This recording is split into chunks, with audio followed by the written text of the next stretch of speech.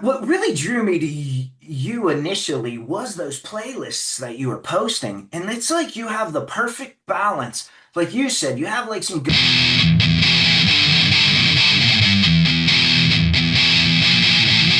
Welcome to the Distorted Dialogue podcast. This is Travis from GotRiff.com. Is that? It's close enough. Just got Riff. Oh, okay. My Instagram is at got Riff Media. So Okay. yeah, that's pretty close. Yeah. So, Got Riff is like an online radio station. Um, it was for a time there. Now I'm kind of in the middle of trying to figure out what I want to do with it. I think I'm gonna do like more not necessarily super long form, but just kind of like more just kind of rants on things that are going on within metal music that I really like. Just kind of talking because I mean, I do that all the time with my friends, and I'm gonna probably do it with you here a little bit. And Heck yeah. That's why I got into this. yeah, absolutely. How'd you get into metal? Um, well, my parents were always into rock, and my mom's more into like rock, so she listens to a lot of like her two favorite bands right now are Godsmack and Shinedown. Oh So my. I get like the 2000s like butt rock, but my dad's a total metalhead. Like his favorite band is Overkill. So Oh yeah. I'd definitely like to hang out with your dad. I was gonna say you saw him when we went to see Lamb of God in Macedon Yeah, was that your a couple dad? years ago. Yeah, that was him. He's about the same age as me, I think. Well, he might be a He little was older than me. Yes, he was born in 70. I was born in So 80, so he's only got 10 on me. okay. So I grew up, my dad was a record collector. That's how I got into music, but he liked old Right blues on. and he hates metal, but I don't know how I got into it, but I love it. So Yeah. what made you start like so Got Riff, is that like a radio station you just started on the internet or So it kind of became a rebrand of a show that I used to do at my school's college radio station. It used to be called the Multiverse of Metal, but I was doing it with a co-host at the time. We decided to split, and I needed a new name and I wanted a name that kind of like brought it out like the whole spectrum of like rock. So it's like if I played like because my tastes are kind of all over the place in the genre. Like for example, on my battle vest, I have a Sleep Token Hin, yeah. so like that gets the lighter spectrum. But then I also like bands like let's say I have a Frozen Soul patch on here. So like obviously that's like death metal. Yeah, So it's yeah. like I feel like the name got riff because you just think of like oh just guitars and drums. So it's like I could play the whole spectrum and have it not be like super duper out of place than just with like the multiverse of metal. It's like, okay, why is he playing 3 Days Grace on here? Like, Yeah. what's that about? Well, I get a lot because I have thrash in the name. So everybody's like, why are you talking about Doom? And I'm like, well, I was mostly into thrash. But as I started this and I started meeting new people, and you know how all that goes, next thing you know, like I'm into everything and I can't get enough. Yeah, it was kind of like that for me too. I started to discover bands on my own. Of course, my dad was a huge help in discovering like both the newer stuff from like the 2000s and then of course the 80s stuff. So I got into like Megadeth and Testament at the same time as I was getting into like Korn and Mudvayne. So it was like, and then kind of discovering bands on my own now. Like now that I'm on the internet, I'm hearing about new bands all the time. Yeah. I remember the old days, we didn't have it. Like, I'm your dad's age. So we used to have, I remember there was a foreign exchange student I met. I went to school in Penn Hills, and we had a Okay. foreign exchange student from Brazil. And he introduced me to Sepultura and a lot. I was into punk back then, and he was into metal. And then we kind of like swapped and got into each other's. From punk to thrash was a really easy jump. So. Yeah. Same kind of attitude. Yeah, and it's stuck with me ever since. And my wife complains that that's 95% of my problems in life comes from punk and thrash metal and my Yeah. attitude. So, how did you get into the college radio station thing? Because like I envy college radio stations. So, I can't remember what event it was, but it was like before I actually got enrolled. They had a booth set up, and I was like, "Oh, this is cool." And they were like, "You can request any song you want." So I was like, "I'll just play Ghost, like something light but still kind of heavy." Yeah. And I was like, "Oh, wow, they actually played it," and they were telling me about it. And I'm like, "Yeah, this sounds fun," because I mean, I listen to music all the time, and it'd be cool to share that with other people potentially. So that's kind of how I got caught up in that. Yeah. I remember there was a college, CMU had its own radio station, and this was like 25 years ago. And I used to call them all the time because I didn't have the internet then, and I would request like Right. obscure punk songs and like these, and I'd say like, "There's no way they have this," and they would play it, and I'd be like, I would just be mind blown that you're hearing Minor Threat or something on the radio waves. Yeah. Yeah, I was gonna say that's kind of what I thought was cool about, especially whenever I got to do Got Riff. It was like, okay, I'm playing a lot of these bands that like, you'd never expect to hear like Meshuggah or Job for a Cowboy on the radio. Like Yeah, yeah. that's wild. Yeah. And that's why like I just saw something, I think DVE posted they're opening up some new venue in the Hill District. And I was thinking to Okay. myself, like, I don't picture DVE as like the heavy underground.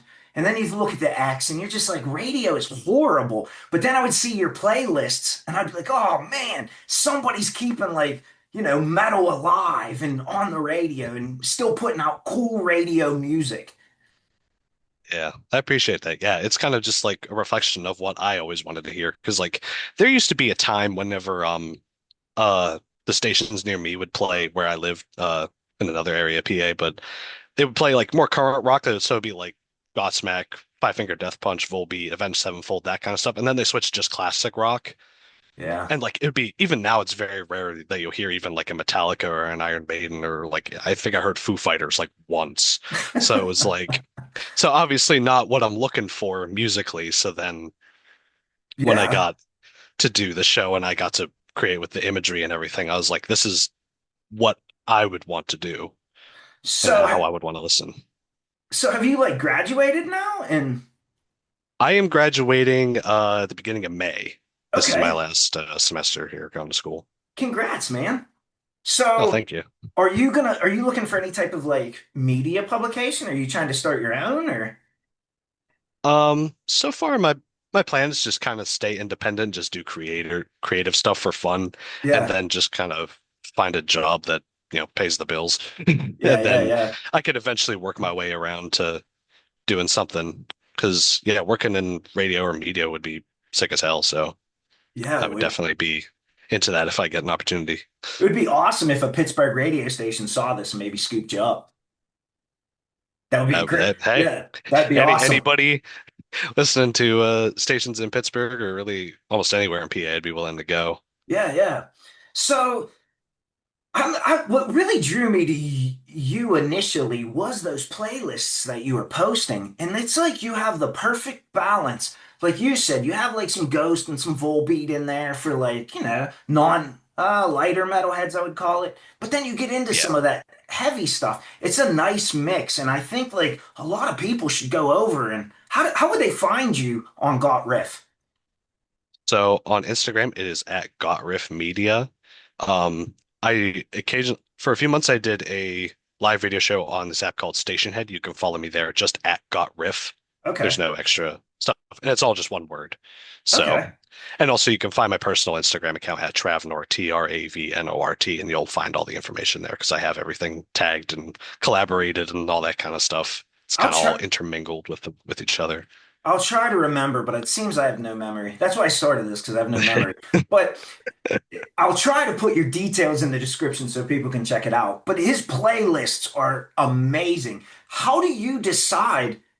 Because it's not like your playlist is like, oh, it's just all going to be Slayer today. It's a really Yeah. nice balance. And how do you go about because I'm trying to do that now with a lot of my reviews. I'm trying to like get a little bit of everything for everybody, and I find it difficult to keep your personal bias out of it. And you know, Yeah.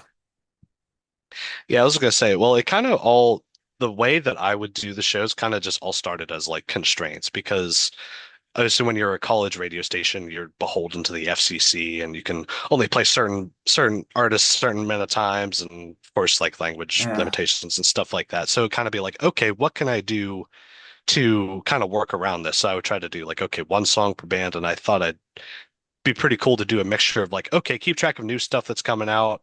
Also, like random deep cuts that I really like from from bands that you don't really hear people talk about a whole lot.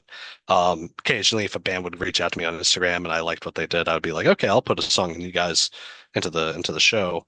And since I did a 2 hour radio slot, what I used to do was I would take a playlist on like Spotify and just add music until it said like an hour and 50 minutes. But I then as the show got on, as I got more comfortable being on air, I would full take it to the full 2 hours, and I would use.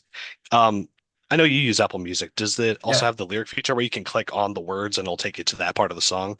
Okay, Yeah. I would do that and then see the timestamps and actually talk over like the instrumental bits of songs to Okay. kind of have it be like to put as much music in there as I can, and also to kind of have it be like so it's just not just like dead air and just me yapping about whatever new bands dropping new whatever. Sure. So Man, yeah, that's a kind of really good. just Are the playlists still on Spotify? Yeah, I made archive playlists of all of them. They're still I'll have to repost them as a story, but for people to follow. But yeah, they're on Spotify right now. And Yeah. they're kind of categorized into seasons. So it's like season one was one semester and then season two was another. And then I had a archive playlist for the StationNet show, but I'm not sure where it was at. So I'll have to go in and create another one of those and share it. Yeah. And then I just started creating some playlists. I've never really messed with playlists before, but I thought it was cool. It gave me the same feeling as like a mixtape, the old school. yeah. Yeah, that's exactly what it is. It's a mixtape. Yeah. And that's even something toying around with doing, just like posting and be like, okay, here's what songs I really love this week, or songs I I feel like sharing. So maybe I I will do that. I struggle with time, man. I just don't have time to do all of this, and I got kids too, man. And I try to get to as many shows as I can, and it's hard to get to them. And you know, Yeah. I'm sure you understand completely. Oh yeah. Yeah, I was gonna say I've got my commitments as well, so I totally understand. Do you have any commitments lined up early that like for any shows lined up? That you Nope. Me It's either, all really. up to me. Yeah, I didn't know. Like, I'm looking at the Emperor at the end of this month, but I don't know if I can make it yet or not. My kid's schedule didn't come out yet. Oh, you're talking about shows. I have so far I'm going to Orbiculture Ooh, I in a was just couple gonna. weeks. And then Behemoth and Deicide at the I'm Roxy in May. I'm 95% sure I'm going to that. I just actually put in a bid. There's this website I mess with through my work, and I put a bid in to get discounted Behemoth tickets. Hopefully it works out. I Oh. don't know. Yeah, like, Oh, that's cool. yeah, Yeah. that's the only cool thing about my job. The rest of it sucks ass, but it is what it is. Yeah, that's work for you. But yeah, I've got that, and I'm going to see a Monomartha Death Clock in Johnstown because I'm actually where I live at home. That's like a 25, 30 minute ride over. So it's Okay. like, well, shit, they're pretty much playing in my backyard, so I gotta go. Actually, so the neighbor who helps me, Dr. Destruction, he lives next door to me. Hmm. We were just Oh, texting okay. that, I think maybe 2 days ago, and we were texting. He texted that over, like, hey, we should go to Johnstown. I think Castle Rat's opening Yep. up. I want to Yep, they go. are. I've seen him on a Mars before, but I like to see Death Clock, but I really want to see Castle Rat. Like, I heard her shows Yeah. are amazing. Yeah, that's what I've heard too. And I like their whole aesthetic of like medieval fantasy metal. Like I think that's super duper sick. And I think it'll go really well. Like, have you ever seen him on a Mars before? I'm sure you have.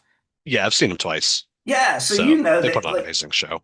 both shows are going to be like visually appealing as well as the Mhm. music, and I think that's going Oh to yeah. be really cool to the show. I've Yeah, seen I him on agree. a I'm really Martha stoked for it. 3 times, and every time I've seen him, it's been like a different stage act movie, whatever you want to call stage acting. So like I think Okay. it's each time I've seen them, like it's been a different feeling show, and I really like how they did that.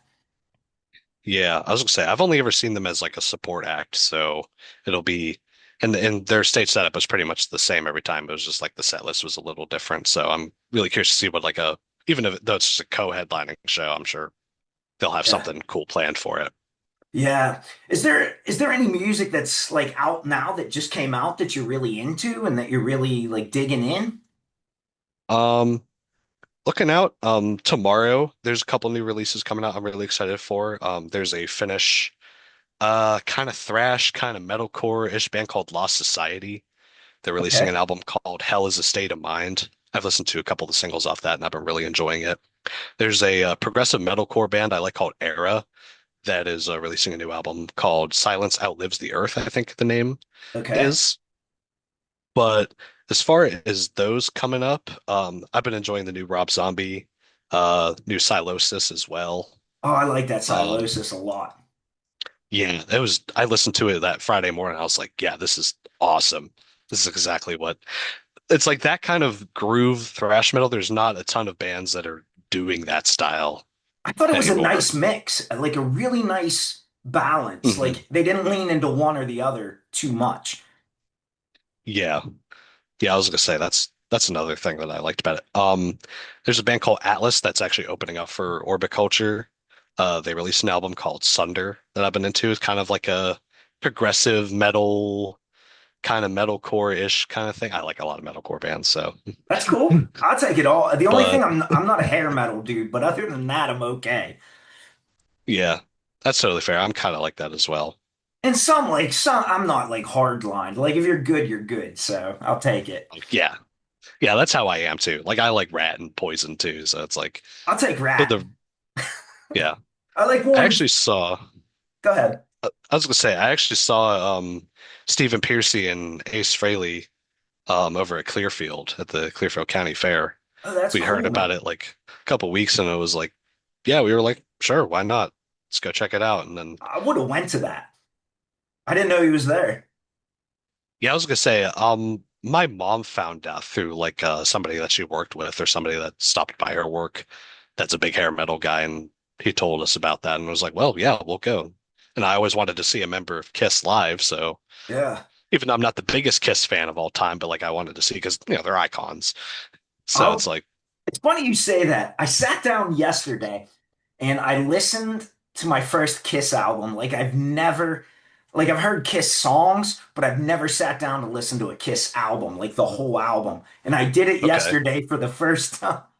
I feel like so lame, but I did it for yesterday for the first time. And I was like, this is why I don't listen to Kiss. I didn't like that album. So I was Which like, one was it? it was the one that has Parasite on it. It was from 74. I want to think it's called Oh, Hotter Than Hotter Than Hell. Hell. Yeah. Yeah. Okay. Yeah, that one's a bit of a weird one, but I'm yeah, I'm at, kind of just like a casual Kiss guy. I like the hits. So, yeah, and I just listened to Avenged Sevenfold. You mentioned them earlier. I listened to their okay. album for the first time 2 days ago. This guy I'm friends with on Instagram, and we meet at shows. His name's Braxton, and Okay, yeah, I know who he is. yeah, I yeah, don't know him, but I know of him.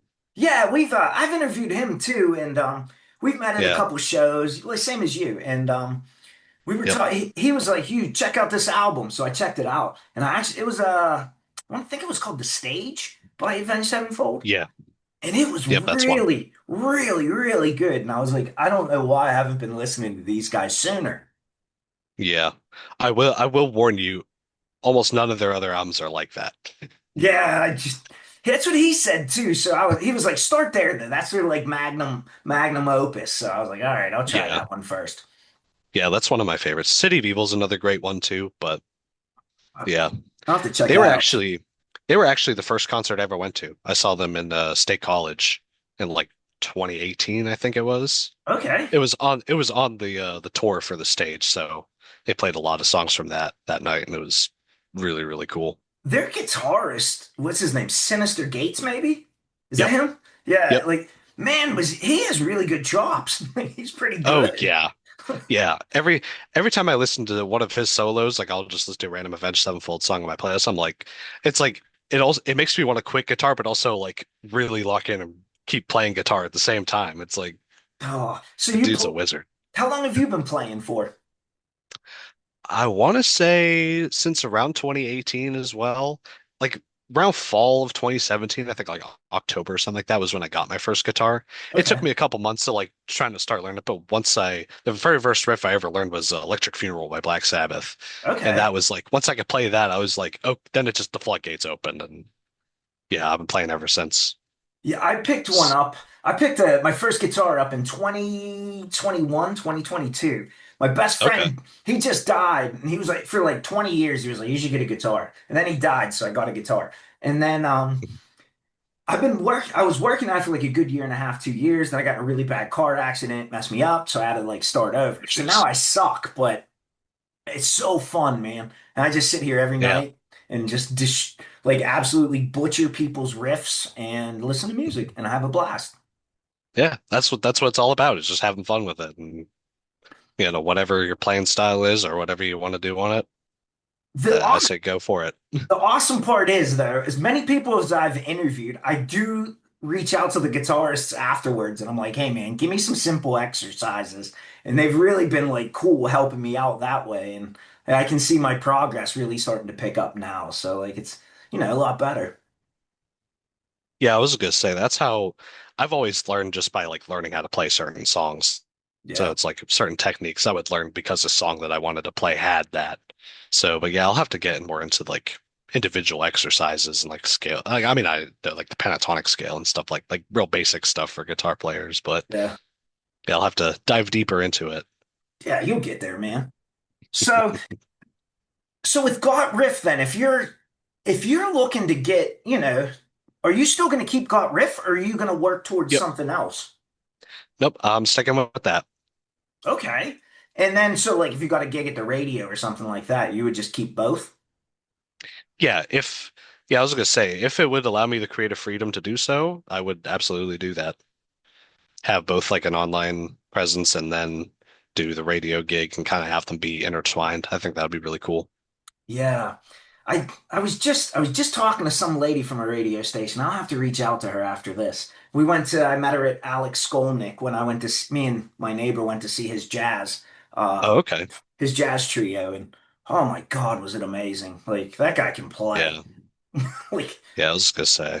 I've only seen I was gonna say I've never seen that. I have seen Testament one time when they were opening for Slayer on their yeah. final tour. Only time I've ever seen them, and I was like, it's one of those times where it's like they were so good were kind of bummed that they had a short set. Same It's like with you want to see them play longer. Anthrax had a killer set out there too. Like Yeah. and it was only I think Anthrax was only a half hour or something. Yeah, I believe so. Yeah, and I was like I wish they would have reshuffled the lineup around. Like at that time, I would have rather had Behemoth open and have like the thrash towards the back and Yeah. longer set lists. But Behemoth was great too, and Lamb of God, so I can't complain there. Yeah. Yeah, I was gonna say I see Lamb of God anytime I get to. They're incredible live. Have they ever put on a bad show? No. Nope. Nope. I think I've seen them 5 or 6 times now, and like every time has just been. I think it's better than the last every time. Yeah. They're so consistent. Did, It's really admirable. was that the show I saw you at? Was the Lamb of God? Yeah, it was the Lamb of God and Macedon show Man, when it was outside. in the pouring rain, we Yeah. man, we still talk about that every time we go to Stage AE because like of all the concerts I've been to, that's been one of the funnest because like the crowd was just Yeah. insane that night and just so fun. Yeah, I was gonna say my dad and I got moshed all the way to the back for during late to rest. So we were just like, okay, this is what we're doing now. Because we're not the moshing types, or like we just see the chaos unfold around us, and we're like, oh shit, we gotta get the fuck out of here. Yeah. So But go I ahead. remember even watching Kerry King's set that night, and just whenever they started playing Raining Blood and Black Magic, like I could just feel just this force behind me of like people going nuts because it's Slayer. Yeah. I think I was only maybe like 4 or 5 rows back for that show. But then by the time Lamb of God got there, it felt like we were all fused. Like there was no way to Hmm. move. Everybody was just packed in. And so like if one person moved to the left, the whole fucking crowd moved to the left. It was great. Yeah. So much fun. Yeah, that's how it was when I saw, because I went to Killswitch Engage last Oh, year I had at to Stage skip AE. that. Yeah. Yeah, I was just saying, when Kublai Khan opened their set, it was like the mosh pit got like so wide open in the middle that I was just like sandwiched in between like three people on the back, and I was just like, okay, I was just gonna like say this is like hardcore, I guess. I wanted to see them because you said Kill Switch and I was like, I knew there was somebody on that bill I really wanted to see. And it was Kubla Khan. I love them, man. They're heavy. Oh yeah, they're amazing. Yeah. Such a fun band, and such a funny front man too. Matt Honeycutt, I still go on videos just to watch of their sets just to watch him say the most ridiculous things on stage to get people to move. I'm gonna have to. Frozen Soul was like that too. They crack me Yeah, up. I like good stage banter. There's not a lot of frontmen that have that anymore. yeah. Yeah, I was gonna say a good frontman. That's what disappointed me about Sleep Token live because they were good performers, but the guy didn't talk at all between songs. It Yeah, was just like they're so like serious on their like gimmick. yeah. It's kind of. Did it feel impersonal? Like, Um, Not really. I didn't really think of it like that, but it was just like, okay, I'm just here to enjoy the music and the stage lights and all that. yeah. I But I'm not a Sleep Token fan, but I thought like my buddy went to that show and he was telling me like you could have dropped a pin and it was just silence through the whole show. And I was like, I don't know if like my style and attitude would fit with that because like it's a more serious type of metal. Or yeah, I was gonna say it was more of a laid back show until they started playing some of the newer songs that people were more familiar with. Like yeah, I saw a mosh pit break out for like maybe like 20 seconds yeah, during one of the breakdowns of one of the songs. But yeah, it was a calm gig, just sit down and watch the show. yeah. And it introduced me to a great band called Empire State Bastard because they were the opener. So Ooh, they sound familiar. I'm gonna have to look them up. yeah, they are Dave Lombardo, I think, drums for them, at least in the That studio. that's probably where I know them from. But I yeah, they were thought great. that guy, I don't care what he could play row, row, row your boat. Dave Lombardo will smoke it.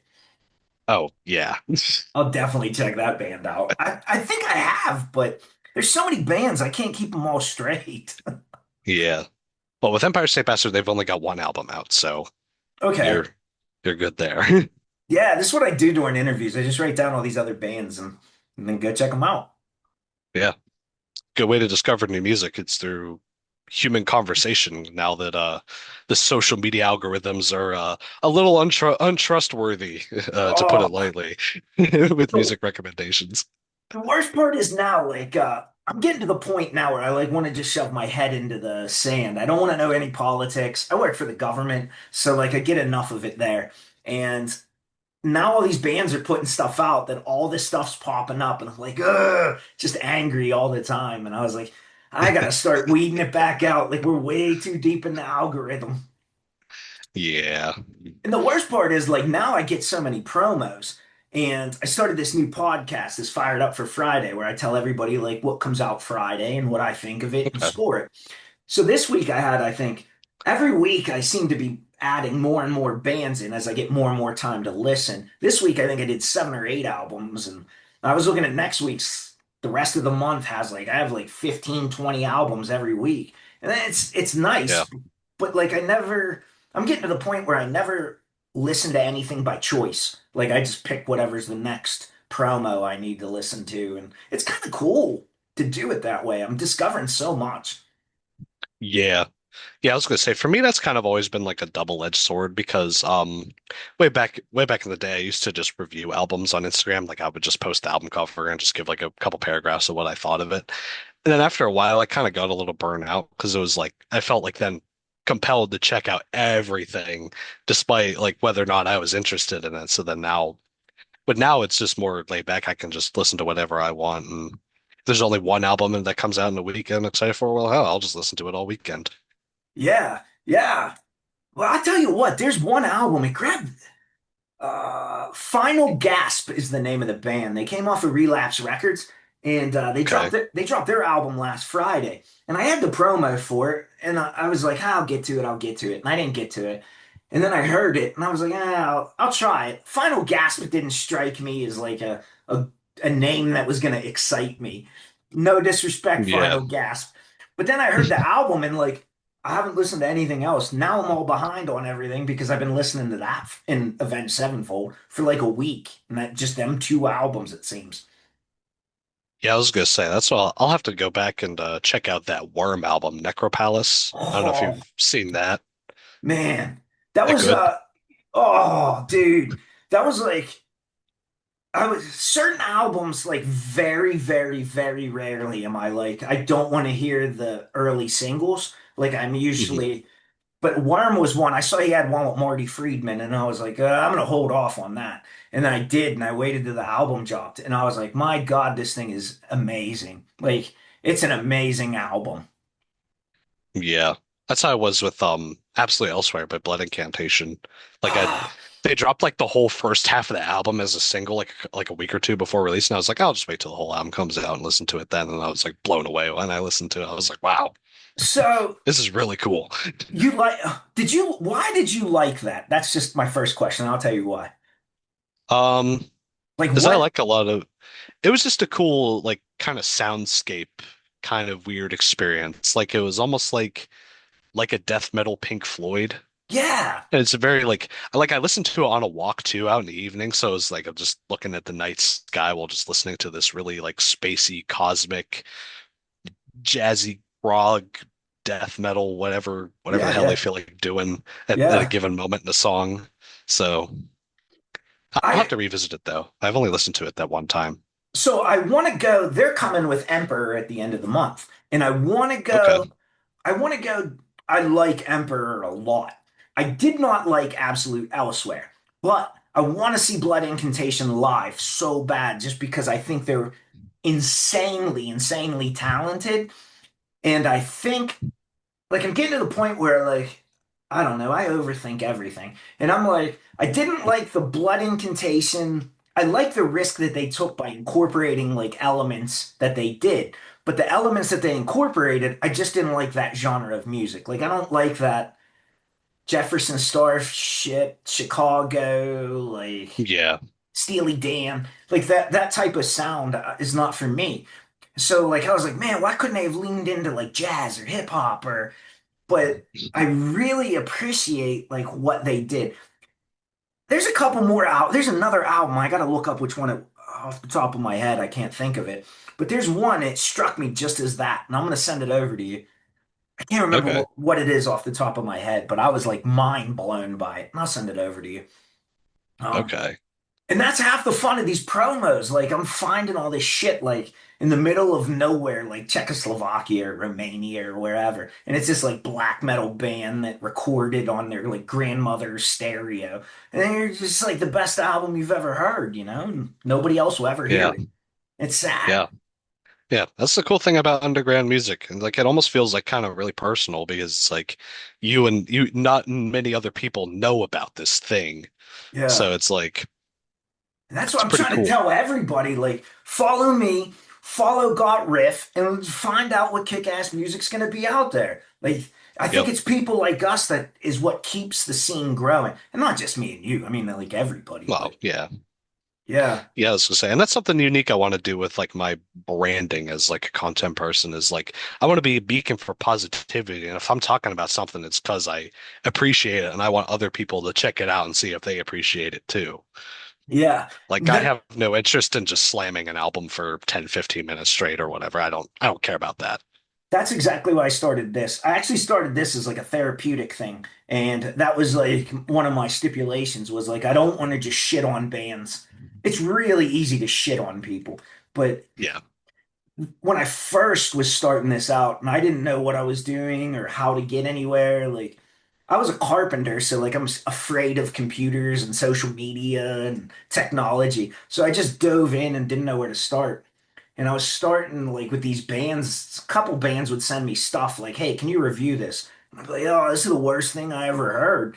But it literally would teach me to find like a silver lining or something that I would enjoy. While it like blood incantation, it may not be my sound, but I do like that you did this risk and blah blah blah. And so like it Yeah. forced me to maintain a positive thought process too.